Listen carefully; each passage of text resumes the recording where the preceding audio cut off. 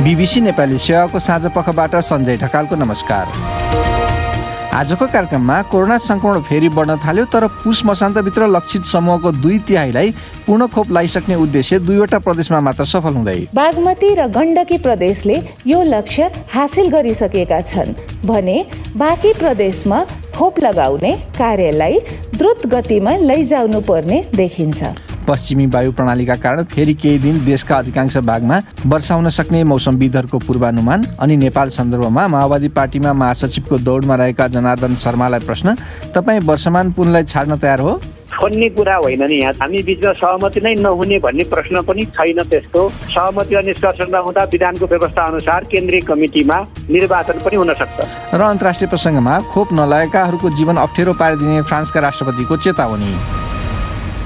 सबभन्दा पहिला प्रमुख विश्व समाचार। शरद केसीबाट समाचार सुन्नुहोस्। कजाकस्तानका प्रमुख सहरहरूमा सङ्कटकाल लागे पनि देशैभरि हिंसात्मक प्रदर्शन चलिरहेको छ। सरकारले यातायातको इन्धनको मूल्य दोब्बर बनाउने निर्णय गरेसँगै प्रदर्शन सुरु भएको हो। मुख्य सहर अलमातामा सरकार विरोधी संयौं प्रदर्शनकारीहरूले मेयरको कार्यालयमा आक्रमण गरेका छन्। सामाजिक सञ्जालमा राखिएका भिडियोहरूमा ठूलो भवनबाट धुवाँको मुस्लो उडेको देखिएको छ र गोली चलेको सुनिन्छ। सुरक्षा फौजले प्रदर्शनकारीहरूलाई धपाउन अश्रु ग्यास प्रहार गरेका छन्। पश्चिमी सहर एक्तोबेमा पानीको फोहरा हान्ने साधनहरू परिचालन गरिएका छन्। राष्ट्रपति कासिम जोमार्ट तोकायफले सरकार बर्खास्त गरे पनि प्रदर्शनकारीहरू शान्त भएका छैनन्। चीनको मध्यभागमा अवस्थित सहर जङ्जोका स्थानीय अधिकारीहरूले 1 करोडभन्दा धेरै मानिसको कोभिड परीक्षण गर्न आदेश दिएका छन्। सानो सङ्ख्यामा सङ्क्रमण देखा परेपछि त्यस्तो आदेश जारी गरिएको हो। तस्बिरहरूमा परीक्षण गराउन मानिसहरू चिसो र हिउँमा बाहिर लामबद्ध रहेको देखिन्छ। हङकङले सङ्क्रमणको सामना गर्न श्रृङ्खलाबद्ध रूपमा नयाँ कडा नियमहरू जारी गरेको छ, जसमा 8वटा देशहरूबाट हुने उडानमा रोक लगाउने लगायतका आदेशहरू छन्। बीबीसीका स्टिभन म्याकडोनल्ड भन्छन्, यो शुक्रबारबाट हङकङले बार, व्यायामशाला र पुल बन्द गर्ने निर्णय गरेको छ र गैर अत्यावश्यकीय भेलामा 14 दिनको निम्ति रोक लगाइएको छ। मुख्य भूमिका 2 चिनिया सहर पूर्ण रूपमा लकडाउनमा रहनेछन्। बाँकी चीनले जस्तै हङकङले पनि सबै सङ्क्रमण निर्मूल पार्ने प्रयास गरिरहेको छ। फ्रेन्च विपक्षी राजनीतिक कर्मीहरूले अश्लील भाषा प्रयोग गरेको भन्दै राष्ट्रपति इमानुएल म्याक्रोको कडा आलोचना गरेका छन्। म्याक्रोले खोप नलगाउने व्यक्तिको जीवन कठिन तुल्याइदिन चाहेको कुरा चलनचल्तीको भाषामा व्यक्त गरेका थिए।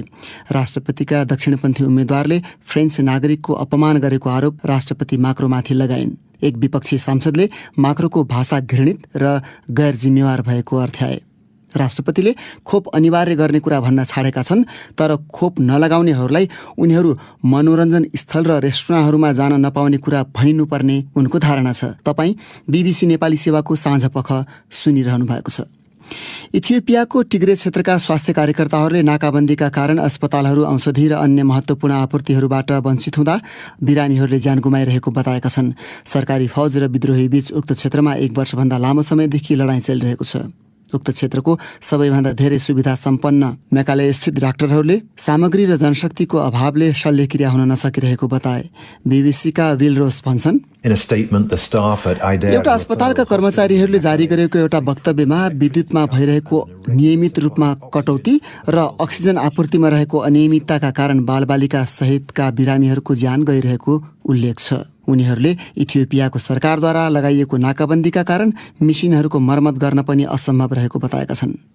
इथियोपियाको सरकार र टिग्रे पिपुल्स लिबरेसन फ्रन्टले चिकित्सा सामग्री सहितका सहायतामा अवरोध खडा गरेको आरोप एकअर्कामाथि लगाउने गरेका छन्। भारतको प्रहरीले एउटा एपमा मुस्लिम महिलाको फोटो राख्दै उनीहरू बिक्रीमा रहेको भन्ने सन्देश प्रवाह गरेको घटनासँग जोडिएको भन्दै 3 जनालाई गिरफ्तार गरेका छन्। 2 जना 21 वर्षीय युवा र एक 18 वर्षीय युवतीसँग सोधपुछ भइरहेको छ।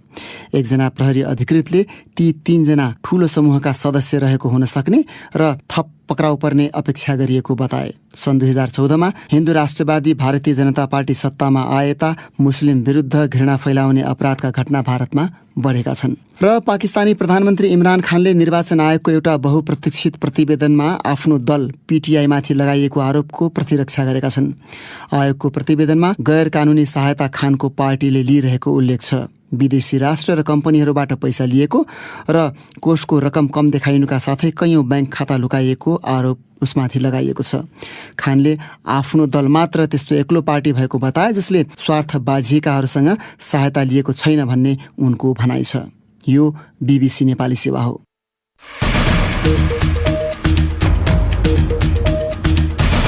साँझ पखमा यहाँलाई स्वागत छ। केही दिन यता लगातार बढ्दै गएको कोरोना भाइरस संक्रमितको संख्या आज 435 पुगेको छ। गत 24 घण्टामा परीक्षण गरेकाहरूमध्ये पोजिटिभ पुष्टि हुने दर पनि बढेर 4% नआएको छ।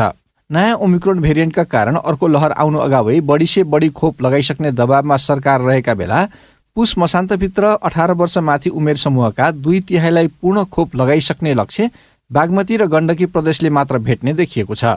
एक रिपोर्ट। बितेको 24 घण्टामा 10,000 भन्दा धेरैमा गरिएको परीक्षणमा संक्रमित भेटिने संख्या 400 नागेको छ। खास गरी सीमा क्षेत्रमा गरिने एन्टिजन परीक्षणमा पोजिटिभ भेटिने संख्या पनि बढ्दो छ। सरकारले यही पुस मसान्तभित्र लक्षित समूहका 2/3 पूर्ण खोप लगाउने भनेर लिएको लक्ष्य भने अब भेट्न मुस्किल परेको देखिन्छ। जम्मा 2 प्रदेशमा मात्र यो लक्ष्य भेटिसकेको छ। मन्त्रालयकी प्रवक्ता डाक्टर सङ्गीता कौशल मिश्र भन्छन्, यस पौष मसान्तभित्र 18 वर्ष माथिका 2/3 जनसङ्ख्यालाई खोप दिइसक्नुपर्ने लक्ष्य अनुरूप बागमती र गण्डकी प्रदेशले यो लक्ष्य हासिल गरिसकेका छन् भने बाँकी प्रदेशमा खोप लगाउने कार्यलाई द्रुत गतिमा लैजाउनु पर्ने देखिन्छ। आज स्वास्थ्य तथा जनसङ्ख्या मन्त्रालयले दिएको विवरण अनुसार गण्डकीमा 76 अनि बागमतीमा 73% उक्त समूहका मानिसले पूर्ण खोप लगाइसके। प्रदेश 1 लुम्बिनी र सुदूरपश्चिममा 50%ले मात्र लगाएका छन् भने कर्णालीमा केवल 42 अनि प्रदेश 2 मा 38%ले मात्र पूर्ण खोप लगाएका छन्। यसबीच सरकारले कुनै ठाउँका अस्पतालमा कोभिड बिरामीहरूका निम्ति छुट्याइएका शय्यामध्ये 1/3 भरिएमा त्यसलाई जोखिमको सूचकको रूपमा मानेर होसियारी अपनाउन भनेको छ। फेरि प्रवक्ता मिश्र, स्मार्ट लकडाउन गाइडलाइनले अस्पतालहरूका कोभिड-19 का बेडहरू 30% भन्दा बढी भरिनुलाई जोखिमको एक सूचकको रूपमा बुझाउँछ। स्वास्थ्य तथा जनसङ्ख्या मन्त्रालयले स्थानीय, जिल्ला, प्रदेश र सम्बन्धित अधिकारीहरूलाई यो सूचक अनुसार कहिले कतै 30% भन्दा बढी बेडहरू भरिएकोमा संक्रमण न्यूनीकरणको लागि कदमहरू चाल्नु हुन सुझाव दिन पनि चाहन्छ। अहिले मन्त्रालयले दिएको पछिल्लो विवरणमा भने देशभरिमा केवल 84 बिरामी सघन उपचार कक्षमा अनि 14 बिरामी भेन्टिलेटरमा रहेको उल्लेख छ। अब अर्को प्रसङ्ग। गत साता वर्षा र हिमपात भएपछि केही दिन मौसम सफा भए पनि अब आगामी केही दिन देशका कैयन भागमा फेरि मौसम बदली र वर्षा हुने मौसमविदहरूले बताएका छन्। यो नयाँ मौसम प्रणाली कस्तो हो भनेर हामीले मौसम पूर्वानुमान महाशाखाकी मौसमविद सजिना साकेलाई सोधेका छौँ। यो हिजो रातिबाट नै देशका पश्चिमी भूभागबाट पश्चिमी वायु प्रवेश गरेको छ। यसलाई पश्चिमी वायु नै भन्ने गर्दछौँ हामीले। अनि यसले चाहिँ के गर्ने छ, कति दिनसम्म असर पार्ने छ, कस्तो छ? आइतबारबाट चाहिँ क्रमिक रूपमा सुधार हुन सक्छ।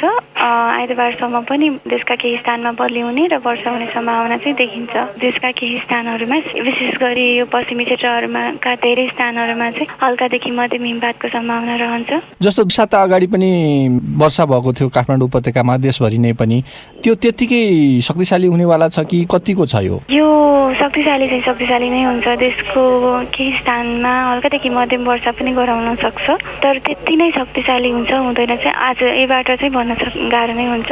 धेरै असर चाहिँ कुन क्षेत्रमा पर्ला नेपालको? धेरै चाहिँ असर चाहिँ देशको पश्चिमी क्षेत्रमा नै पर्ने देखिन्छ। यो अहिले जुन तराईमा शीतलहरको पनि चिन्ता हुन्छ, यसपालि शीतलहरको अवस्था कस्तो पाइएको छ? यसपालि योभन्दा अगाडि जुन वर्ष भएको थियो त्यस पश्चात चाहिँ 1-2 दिनको लागि हुसु कुहिरो धेरै समय बसेको थियो। त्योभन्दा अगाडि चाहिँ बिहान पख हुसु कुहिरो लाग्ने र अपराह्न पश्चात हट्दै जाने जस्तो देखिएको थियो। पश्चिम वायुको कारण वर्षा हुने गर्दाखेरि वर्षाले झन् जलवाष्प बोकेको हुन्छ र जलवाष्प छोड्ने भएकोले पनि हुसु कुहिरो बढ्ने चाहिँ सम्भावना देखिन्छ। उनी थिइन् मौसमविद सजिना साके।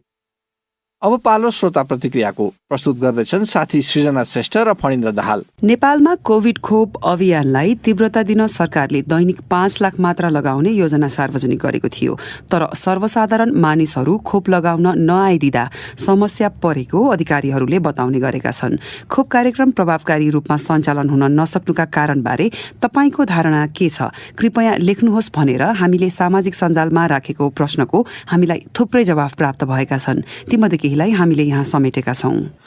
शङ्कर भट्टराईले आफ्नो अनुभवमा आधारित भन्दै लेखेका छन्, व्यवस्थापन गतिलो नभएर यस्तो भएको हो।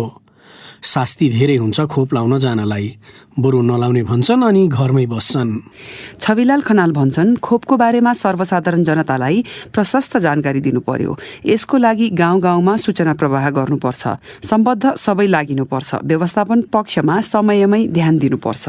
कुशलदेव घिमिरेले पनि व्यवस्थापन नै राम्रो हुनुपर्ने तर्क गरेका छन्। उनी भन्छन् कमजोरी व्यवस्थापनको देख्छु म, कतै लामा लामा लाइन छ, कतै खाली छ, समयमै सूचना दिए पो त।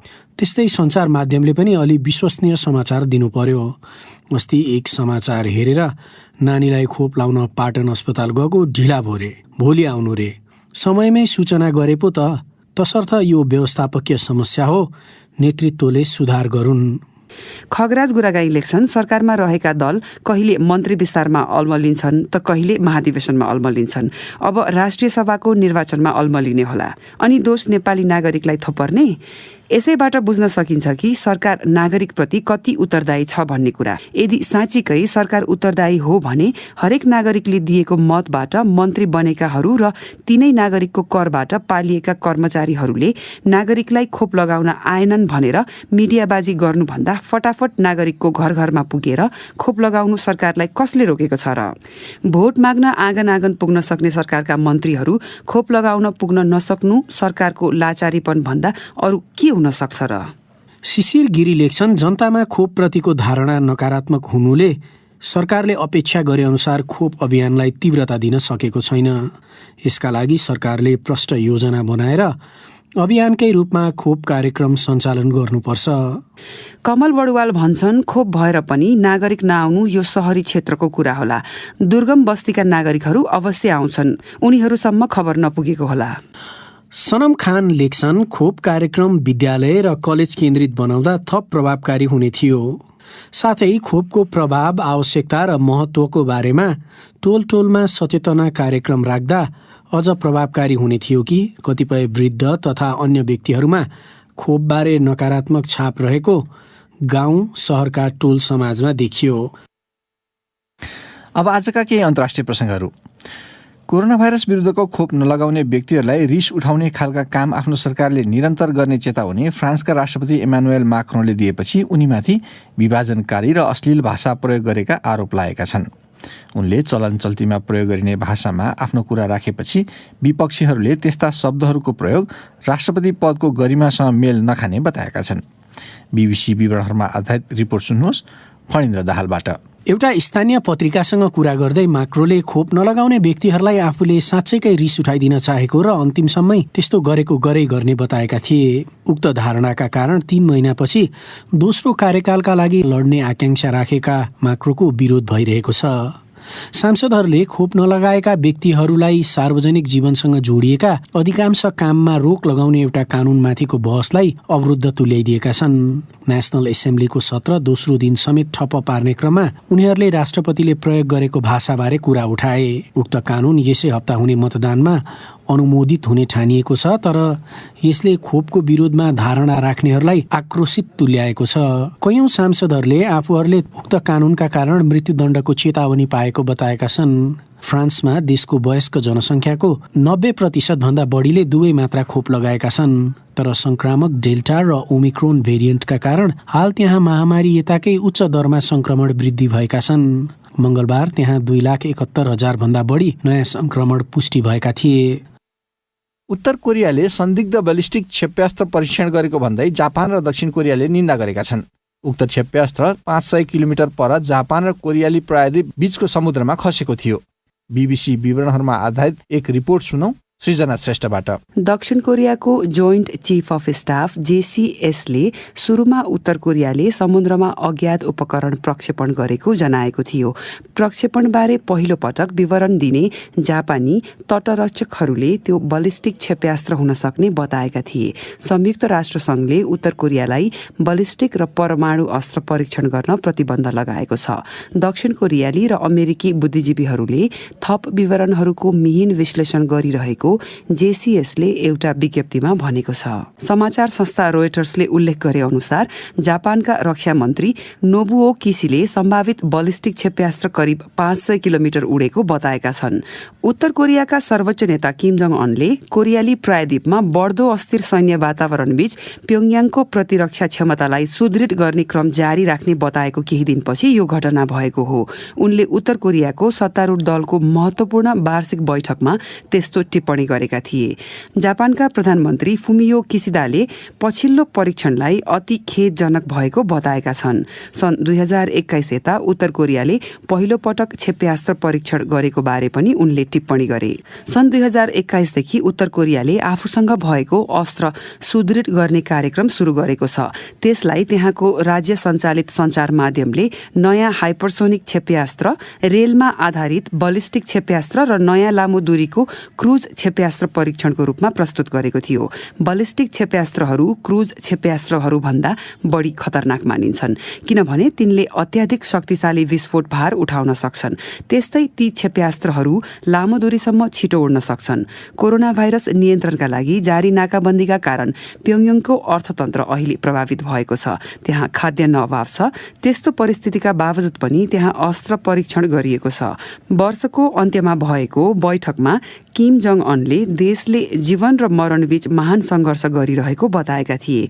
साथै विकास र जनताको जीवनस्तर सुधार नै वर्षभरको प्रमुख उद्देश्य रहेको उल्लेख गरेका थिए। संयुक्त राष्ट्रसङ्घका अधिकारीहरूले यसअघि उत्तर कोरियामा बालबालिका र वृद्धहरू भोकमरीको जोखिममा रहेको चेतावनी दिएका थिए। अमेरिकाले उत्तर कोरियालाई आफूसँग भएका परमाणु अस्त्र त्याग्न आग्रह गरिरहेको छ। प्योङयाङसँग अमेरिकी राष्ट्रपति जो बाइडनको प्रशासनको सम्बन्ध निकै तनावपूर्ण रहँदै आएको छ। उत्तर कोरियाले भने पटक पटक दक्षिण कोरियामाथि सैन्य गतिविधिमा दोहोरो भूमिका निर्वाह गरेको आरोप लगाएको छ। दक्षिण कोरियाले हालसालै पहिलो पटक पानीमुनिबाट प्रहार गर्न सकिने बलिस्टिक क्षेप्यास्त्र परीक्षण गर्यो। आज बुधबार अब प्रस्तुत छ साप्ताहिक नेपाल सन्दर्भ।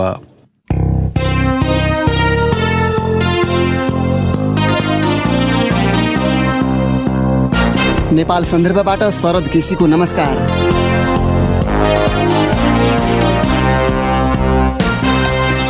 नेकपा माओवादी केन्द्रको महाधिवेशनले केन्द्रीय समिति चयन त गर्यो तर पदाधिकारी निर्वाचित नगरेरै सकिएको छ। निर्वाचित केन्द्रीय समितिले नै स्थायी समिति र पोलिट ब्युरो पनि चयन गर्ने उक्त पार्टीले जनाएको थियो। तर धेरैलाई चासो महासचिवको बन्छ भन्नेमा थियो किनकि सामान्यतया महासचिवलाई खास गरी कम्युनिस्ट पार्टीमा नेतृत्वको उत्तराधिकारीको बलियो दावेदारको रूपमा हेरिन्छ।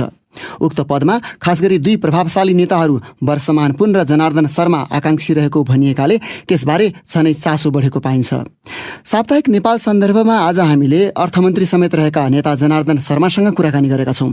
सबभन्दा पहिले हामीले उनलाई पदाधिकारी छान्नै नसकिने अवस्था किन आयो भनी सोधेका थियौँ। केन्द्रीय समितिले पदाधिकारी बनाउने कार्य प्रारम्भ गर्यो। पहिलो बैठकबाट हामीले अध्यक्ष निर्वाचित गरेका छौँ। क्रमशः अरू पदाधिकारीहरू हामी आगामी बैठकमा निर्वाचित गर्दैछौँ। त्यही त यसै पटक सिध्याउन नसुनु कारण चाहिँ के?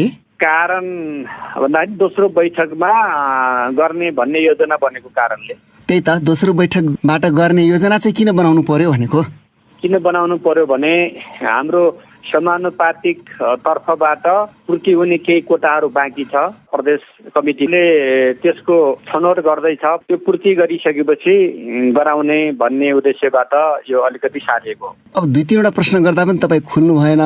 सिधै भन्दाखेरि चाहिँ खास गरेर महासचिवमा अलि आकांक्षी बीच अलि टकराव भयो भनेर हो? बिल्कुल टकराव छैन। महाधिवेशनको बेला आकांक्षी हुनु, आकांक्षा पैदा हुनु स्वाभाविक कुरा हो। दाबी हुनु स्वाभाविक कुरा हो। त्यसकारणले टकराव बिल्कुल छैन। पार्टीमा यसको बारेमा छलफल गरेर एउटा सहमति बन्न सक्छ। नहुँदा विधानले तोके अनुसारको प्रक्रियामा जान सक्छ। त्यसकारणले त्यसको कारणले कुनै समस्या छैन। अध्यक्ष प्रचण्ड चाहिँ सकेसम्म सहमतिमै चयन गरौँ भन्ने पक्षमा रहेको, तर महासचिवमा तपाईँले दाबी नछाडेका कारण त्यो अवस्था आएको भन्ने खालको कुरा आइराखेको छ हो? होइन, दाबी त मैले मात्रै गरिराखेको छु अहिले। अरू कसैले गरेको छैन? मैले मात्रै दाबी गरिरहेको सन्दर्भ छ। अध्यक्षले सहमति गर्ने कुरामा हाम्रो पुरै सहयोग हुन्छ। त्यस्तो कुनै समस्या भएर होइन। तपाईँले चाहिँ होइन ठिकै छ मैले दाबी गर्छु, मेरो नाम सहमति गरौँ, भएन अरू कोही आकांक्षी हुनुहुन्छ भने ठिकै छ चुनाव गरौँ भने हो? होइन, मैले त्यसो पनि भनेको छैन। मैले महाधिवेशन भन्दा पहिले केही पत्रकार साथीहरूले तपाईँ महासचिवको आकांक्षी हो भनेर सोध्नु भएको थियो। मैले भने हामी पहिले नीतिमा विचारमा छलफल गरी टुङ्ग्याउँछौँ। विचारको छलफल पछि संगठनको समय आउँदाखेरि मैले आफ्नो कुरा पार्टीमा राख्छु भनेर भनेको थिएँ र मैले मात्रै इच्छा गर्नुभन्दा पनि साथीभाइहरूले अब तपाईँ हुनुपर्छ भनेर भनिराख्नु भएको छ। अहिले मेरो इच्छाले हुने कुरा होइन, केन्द्रीय समितिले चयन गर्ने वैधानिक व्यवस्था भएको हुनाले केन्द्रीय समितिको इच्छा अनुसार हुने हो। मलाई चुन्यो भने म पनि हुन तयार हो। प्रतिस्पर्धी अर्को कोही भयो भने तपाईँ चुनाव लड्ने कि उनलाई छोडिदिने? होइन, सहमतिको प्रयास पार्टीले कमिटीले गर्छ। सम्भवतः सहमतिमै टुङ्गिन्छ भन्ने मलाई विश्वास छ। अध्यक्ष प्रचण्डले चाहिँ वर्षमान पुन र ओन्सरी घरती चीनबाट फर्किसकेपछि गर्नु उपयुक्त हुन्छ भनेर बैठक सारेको भनेर बाहिर पत्रकारहरूलाई भने। तपाईँहरूको बिचमा छलफल भएर त्यो निर्णय भएको? होइन, उहाँ उपचारमा जानुभएको थियो। अब सन्चो भएर उहाँ आउँदै गर्दा 2 दिन अगाडि बैठक गर्नुभन्दा अरू 2 दिनपछि बैठक गर्नु अझ राम्रो हुन्छ भन्ने कुरा हामी सबैको धारणा हो। वर्षमान पुन पनि महासचिवको दावेदार भएको हो। त्यसो भए उनले त अब औपचारिक रूपमा मुख खोलेको बाहिर आएको छैन, किन उपचाररत भएको हुनाले। तपाईँहरूलाई पार्टी कमिटीमा के अध्यक्ष प्रचण्डले त्यो बारेमा जानकारी गराए? त्यस्तो अहिले कुनै दाबीको कुरा भएको छैन। उहाँ आएपछि उहाँले आफ्नो कुरा राख्नुहुन्छ कमिटीमा, त्यसपछि थाहा होला। देव गुरुङको कुरा के आइराखेको छ भने वर्षमान पुन र जनार्दन जी बीचमा सहमति भयो भने ठिकै छ, नत्र तेस्रो विकल्पमा सहमतिको प्रयास हुन्छ अथवा अर्को पात्र आउँछ भन्ने खालको कुरा गरेका छन्। तपाईँहरू बिचमा 2 जना बिचमा सहमति हुने सम्भावना छ कि छैन? त्यसो भए बिल्कुल हुन्छ। हामी किन नहुने, हामी 2 जनाको बिचमा सहमति हुन्छ। दोस्रो कुरा फेरि हामी 2 जना मात्रै होइनन्, देव गुरुङजी अरू साथीहरू पनि हुनुहुन्छ जसले स्वाभाविक रूपमा दावा गर्न मिल्छ र योग्य र सक्षम अरू नेताहरू पनि हुनुहुन्छ। त्यस कारणले सबै योग्य र सक्षम नेताहरूले दावा गर्ने निर्वाचनको प्रक्रिया भएको हुनाले स्वाभाविक कुरा हो। खास गरेर अरूले मुख खोलेरै भनिसकेका अवस्था छैन, तर भित्रको कुरा सुन्दाखेरि तपाईँहरू 2 जना नै अलि जबरजस्त दावेदार देखिनु भयो भनेपछि तपाईँले वर्षमानजीलाई छोड्न तयार हो? त्यसो भए मैले अहिले अध्यक्षको मात्रै निर्वाचित भएको हुनाले त्यहाँ कुनै दावा प्रस्तुत गरेको छैन। अब पदाधिकारीको निर्वाचनको प्रक्रिया आउँदा मैले आफ्नो कुराहरू राख्ने छु। तपाईँले जुन सहमति हुन्छ हामी बिचमा 2 जनामा भन्नुभयो नि, एउटा विकल्प त्यो पनि हुनसक्छ कि तपाईँले वर्षमानजीलाई छोड्ने? होइन, छोड्ने कुरा होइन नि, यहाँ छोड्ने कुरा होइन, सहमतिको कुरा मैले गरेको। सहमति पार्टीले कमिटीले गर्न प्रयत्न गर्छ र हामी बिचमा सहमति नै नहुने भन्ने प्रश्न पनि छैन। त्यस्तो अहिले दावा नै प्रस्तुत भएको छैन। दावा प्रस्तुत भयो भने 2 जना 3 जना 4 जना पनि हुनसक्छ। सुरुमा 4 जना हुँदा छलफल गरेर एउटा निष्कर्षमा हामी पुग्न सक्छौँ। सहमति र निष्कर्ष नहुँदा विधानको व्यवस्था अनुसार केन्द्रीय कमिटीमा निर्वाचन पनि हुन सक्छ। तपाईँले मेरो प्रश्नको जवाफ यसरी पनि दिन सक्नुहुन्थ्यो नि, मैले पनि छाड्न सक्छु, वर्षमानजीले पनि कतै छाड्नुहुन्छ कि समेत भन्नु भएन नि त तपाईँले? तपाईँकै भाषा मैले भनिराख्न आवश्यक छैन। मैले प्रश्नको जवाब मैले प्रष्ट रूपमै दिएको छु। भनेको वर्षमानजीले छोड्ने आशा तपाईँमा छँदै छैन कि भनेर हो, त्यसो नभने?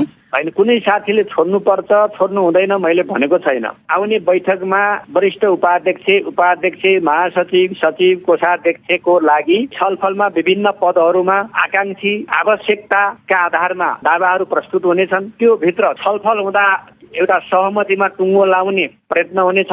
सहमति नभएमा केन्द्रीय कमिटीकै सदस्यहरूले निर्वाचित गर्नुहुनेछ। तपाईँहरू 2 जना बिचमा सहमति भएन भने अर्को विकल्पमा सहमतिको प्रयास गर्ने कि चुनावमै जाने तपाईँहरू 2 जना? त्यो कुरा कमिटीले निर्धारण गर्छ। 14 जना पदाधिकारीमा वरिष्ठ उपाध्यक्षमा 2 जना 4 जनाको दाबी हुन सक्छ, उपाध्यक्षहरूमा 2 जना 4 जनाको दाबी हुन सक्छ, महासचिवमा 2 जना 4 जनाको दाबी हुन सक्छ, सचिवहरूमा हुन सक्छ।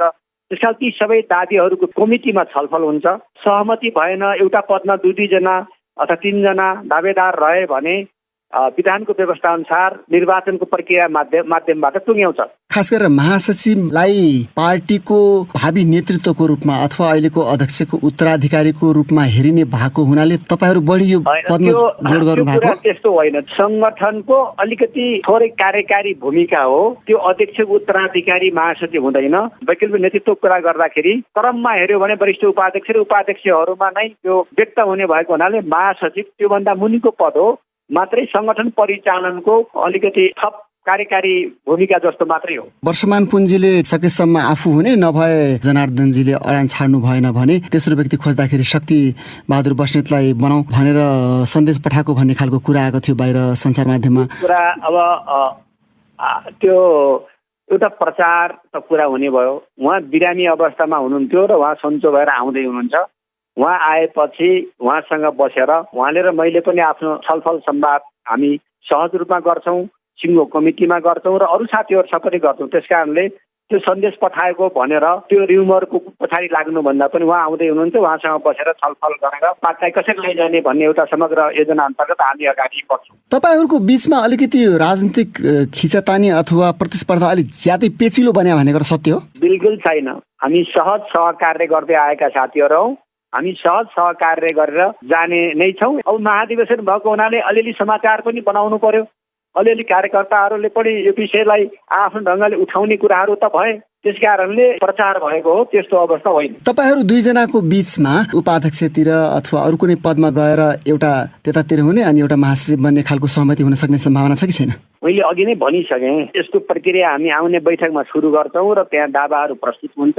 केन्द्रीय कमिटीको पनि एउटा हिस्सा हामीले पूर्ति गर्न बाँकी छ, त्यसको गृह कार्य पनि भइराखेको छ। अनि समग्रमा नै हामीले फेरि पोलिट ब्युरो, स्थायी समिति, पदाधिकारी बनाउने एउटा योजना भएको हुनाले नै गृह कार्य सक्ने क्रमसँगै वर्षमानजी पनि आउनुहुन्छ र नेतृत्वको सबै टिमले बसेर साझा रूपमा छलफल गरेर यसलाई टुङ्ग्याएर हामी अगाडि जान्छौँ। कतिपयले चाहिँ प्रचण्डले तपाईँ र वर्षमानजीको नाममा धेरै पार्टीभित्र गुटबन्दी भयो, त्यसकारण तेस्रो व्यक्तिलाई महासचिव बनाउन खोजेको भन्ने खालको टिका टिप्पणीहरू पनि भए, खबरहरू आए। तपाईँहरूले यति नेतृत्वलाई नै दिक्क लाग्ने गरी गुटबन्दी चाहिँ किन गरेको त? हामीले गुटबन्दी गरेकै छैनौँ। त्यो गुटबन्दी गरेको हुनाले नै महासचिवको दावेदार अलि बलियो भएको हो कि तपाईँहरू राजनीतिमा? त्यस्तो होइन, गुटबन्दी हामीले गरेका छैनौँ। उहाँ र मैले लामो सहकार्य गरेर आएका छौँ।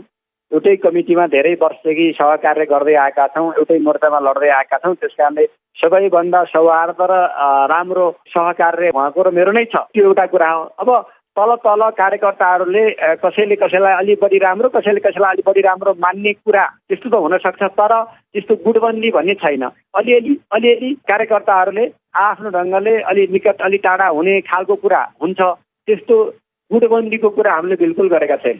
कतिपयले भन्छन् तपाईँहरू दुईजनाको बिचको यो खिचातानीले गर्दाखेरि तेस्रोलाई चिठा पर्छ कि भनेर। खिचातानीले होइन, तेस्रो आवश्यकता भए तेस्रो पनि हुन सक्ने कुरा हो। वर्षमान पुन निकटहरूले के भन्छन् भने वर्षमान पुन यस अगाडि पार्टीको सचिव भइसकेको हुनाले महासचिवको स्वाभाविक दावेदार अलि बढी हकदार चाहिँ उनी हुन्, जनार्दन शर्मा त्योभन्दा पछि छन्। तपाईँ के भन्नुहुन्छ? होइन, अब त्यो कसले के भन्यो त्यसको टिप्पणी म गर्न चाहन्न। अहिले पार्टीमा कुनै पदाधिकारी छैन। अध्यक्ष कमरेड हुनुहुन्थ्यो, त्यसपछि स्थायी समिति थियो। म संगठन विभाग प्रमुखको हैसियतले संगठनको मुख्य जिम्मेवारी मैले लिएको थिएँ। समय र आवश्यकता अनुसार कहिले कसले के जिम्मेवारी, कहिले कसले के जिम्मेवारी लिँदै आएको अवस्था हो। त्यस कारणले त्यहाँ त्यसको कुनै त्यस्तो एकदम हार्ड एन्ड फास्ट कुनै रुल छैन। कसैले एक ढङ्गले भन्ला, कसैले अर्को ढङ्गले भन्ला, त्यो धेरै त्यति महत्त्वको विषय होइन।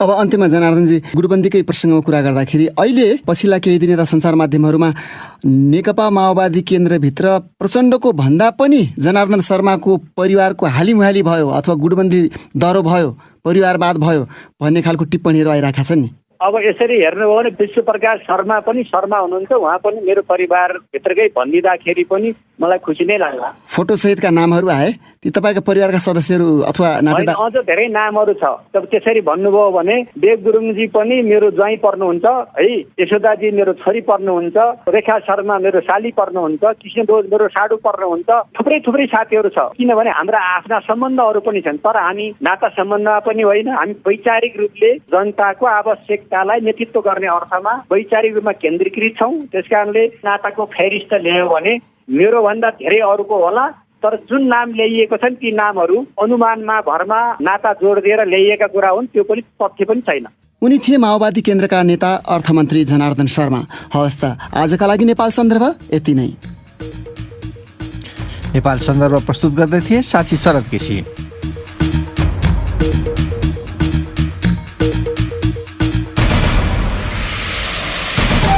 हस् त, यसका साथै BBC नेपाली सेवाको साँझ पख यहीँ सकिन्छ। हामीलाई चाहिँ भोलि बिहान 7:15 बजेसम्मका लागि बिदा दिनुहोस्। नमस्कार।